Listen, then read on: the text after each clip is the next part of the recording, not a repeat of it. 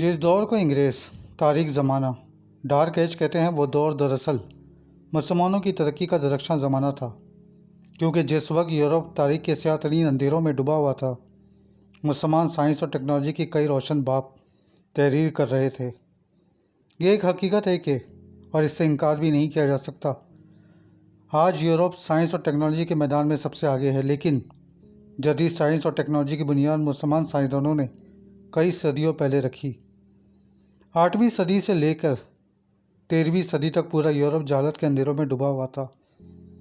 इस दौर मुसलमानों की हुकूमत 1 करोड़ मुरबा किलोमीटर से ज़ायद इलाके तक कायम थी, जब मुसलमानों की सल्तनत में अमन अमान और चैन व आसाइश का दौर दौरा था, तो कई सीनों में इल्म हुनर के फूल खिले थे और इनकी खुशबू हर जगह फैली थी।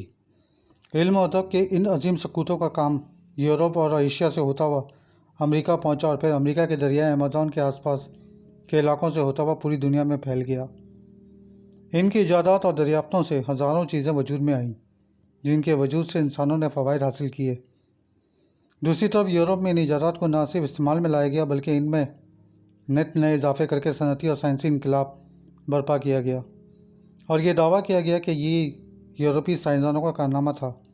लेकिन सच ये है कि इनके पीछे हज़ारों मुसलमानों का ही हाथ था। यही वजह है कि इल्म अदब और साइंस और टेक्नोलॉजी में मुसलमानों के कारनामे तारीख के अंधेरों में गुम हो गए और यूरोपीय साइंसदानों ने इन इजादात और दरियाफ्तों को अपने नाम से मंसूब करके मुसलमानों का नाम ही मिटा कर रख दिया। इस वीडियो में हम चंद इन अजीम मुसलमान साइंसदानों और इंजीनियरों के चंद इजादात के बारे में बताएंगे, ताकि आपको मालूम हो सके कि ये चीज़ें मुसलमान साइंसदानों और इंजीनियरों की ईजाद हैं। राइट बरादरान से कई सदियों पहले एक मुस्लिम मौसीकार, इंजीनियर, शायर अब्बास इब्ने फन्नास ने एक उड़न मशीन की तैयारी की कोशिशें की। सन 852 में इसने कुर्तुबा की एक अजीम मस्जिद के मीनार से ढीले लिबादे और लकड़ी के परों के साथ छलांग लगाई। इनको तवक्को थी कि वो एक परिंदे की तरह हवा में तैर सकेंगे, लेकिन वो नाकाम रहे। लेकिन इस लिबादे और लकड़ी के परों की वजह से इनकी गिरने की रफ्तार बहुत कम रही। इस तरह दुनिया का पहला पैराशूट मुसलमानों के हाथों वजूद में आ गया। कुछ अरसे बाद इन्होंने रेशम और अकाक के परों से एक मशीन तैयार करके एक पहाड़ से छलांग लगाई और इस बार वो 10 मिनट तक हवा में तैरते भी रहे। ताहम उतरने की कोशिश में वो ज़ख्मी भी हुए। इन्होंने इस परवाह से नतीजा अखज़ किया जो बिल्कुल सही था। इस मशीन में टेल या दुम ना लगाने की वजह से लैंडिंग ख़राब हुई। इस तरह जहाज़ में टेल या दुम का नज़रिया पहली बार इन्होंने नहीं दिया। इसके अलावा जदीद अहद के सर्जिकल आलात की बुनियाद 10वीं सदी के मुस्लिम सर्जन अल ज़ौहरी ने रखी। इनकी ईजाद की हुई निश्तर कैंचियाँ और 200 मुख्तलिफ आलात की अहमियत आज के ज़माने के सर्जन भी मानते हैं। अल ज़ौहरी ने ज़ख्मियों को टाँके लगाने वाला ऐसा धागा भी तैयार किया जो कुदरती तौर पर जिस्म से अलग हो जाता था। इस तरह कैप्सूल भी इन्हीं की दरियाफ्त है। 213वीं सदी में एक और मुस्लिम तिब इब्ने नफीस ने दौरान खून यानी ब्लड प्रेशर की वजाहत की, जबकि कई मुसलमान डॉक्टरों ने कई ऐसी सुइयाँ भी तैयार की जिससे किसी को भी बेहोश किया जा सकता था और यह टेक्निक आज भी दुनिया भर में ऑपरेशन थिएटर में इस्तेमाल हो रही है। दोस्तों, पहला फाउंटेन पेन 953 ईस्वी में एक मिस्री सुल्तान ने ईजाद किया, क्योंकि वो ऐसा कलम चाहते थे जिसके इस्तेमाल से इनके हाथ और कपड़ों में कोई निशान ना आए। इस कलम में दूसरे कलमों के बरक्स स्याही अंदर ज़ख़ीरा होती थी और निब के ज़रिए लिखा जाता था। दोस्तों, कदीम यूनानियों का ख्याल था कि हमारी आंखें किसी लेज़र की तरह शुआएं खारिज करती हैं, जिसके बायस हम देख पाते हैं।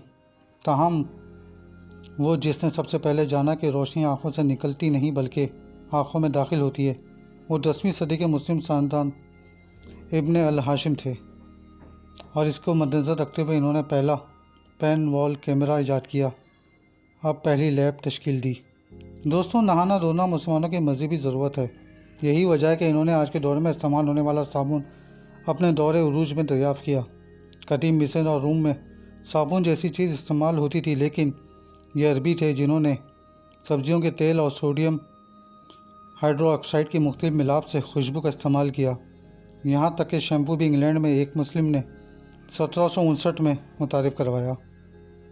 दोस्तों, शफ़क़त एक ऐसी डिवाइस है जिसको इंसानी तारीख़ में अहम तरीन मैकेनिकल ईजाद माना जाता है। इसको मुस्लिम इंजीनियर अल जराजी ने दरियाफ़्त किया, जिससे पानी को कुएं से ऊपर लाकर आपाशी के लिए इस्तेमाल किया जा सकता है। दोस्तों, ईसाइयों के गिरजा घरों में तामीर गुंबदों का तस्वुर मुसलमानों से लिया गया है। یہ گول تعمیر پچھلی یونانی تعمیر سے بہت بہتر تھی، کیونکہ اس سے عمارت کو بڑا، اونچا اور بہتر شکل دینا آسان ہو گیا تھا۔ اس کے علاوہ یورپی قلعے بھی اسلامی فن تعمیر کی نقل ہیں۔ علی ابن نفیس نے 9ویں صدی میں شیشہ یا کرسٹل کا گلاس ایجاد کیا۔ اس سے پہلے لوگ سونے، چاندی یا مٹی کے گلاس استعمال کرتے تھے۔ اس کے علاوہ قالین بھی اسلامی ماہرین کی جدید ترین سلائی کی ٹیکنیک کی ایجاد تھی، جس کے ذریعے اس پر انتہائی دیدہ زیب نقش و نگار ابھارے جاتے تھے۔ وہاں سے یہ یورپین ممالک تک پہنچے۔ دوستوں، جدید دور کے چیک کی بنیاد عرب سے نکلی، یعنی ایسا تحریری وعدہ جس میں اشیاء کی ڈیلیوری پر رقم کا وعدہ کیا جاتا تھا۔ 9ویں صدی میں کوئی مسلم کاروباری شخص چین میں چیک کیش کرا سکتا تھا، جس کے لیے بینک بغداد میں کام کرتا تھا۔ کیمیا کے سب سے بڑے سائنسدان جابر بن حیان کو کیسے بھول سکتے ہیں، جن کے کیمیائی میں کیے گئے تجربات آج بھی دنیا مفید ہو رہی ہے۔ جابر بن حیان نے لوہے پر تجربے کیے اور بتایا کہ کیسے لوہے کو صاف کر کے فولاد بنایا جا سکتا ہے، اور یہ بھی بتایا کہ لوہے کو کیسے زنگ سے بچایا جا سکتا ہے۔ چمڑے کو رنگنے کا طریقہ بھی انہوں نے ہی دریافت کیا۔ بالوں کو کالا کرنے کے لیے خضاب کا نسخہ بھی یہی دریافت کیے۔